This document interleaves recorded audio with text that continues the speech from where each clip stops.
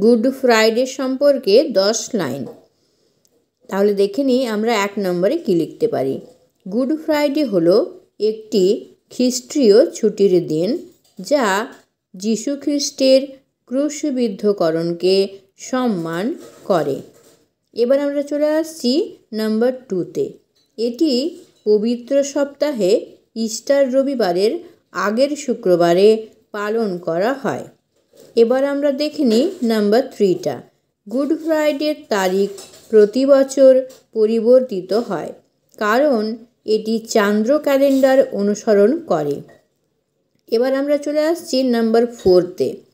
এই দিনে গির্জাগুলিতে বিশেষ প্রার্থনা অনুষ্ঠিত হয়। এবার আমরা দেখে নিই নাম্বার 5টা। গুড ফ্রাইডে হলো শোকের দিন এবং মানবতার জন্য যিশুর আত্মত্যাগকে স্মরণ করার দিন। এবার আমরা চলে আসছি নাম্বার 6এ। অনেক খ্রিশ্চানরাও এই দিনে উপবাস পালন করেন। এবার আমরা চলে আসি নাম্বার 7এ। কিছু ঐতিহ্যের মধ্যে রয়েছে ক্রুসের স্টেশন এবং প্রার্থনার একটি সিরিজ। এবার আমরা দেখে নিই নাম্বার 8টা। স্পেন, ইতালি এবং ফিলিপাইনের মতো দেশে ক্রুশবিদ্ধকরণের বৃহৎ পুনর্নবীকরণ অনুষ্ঠিত হয়।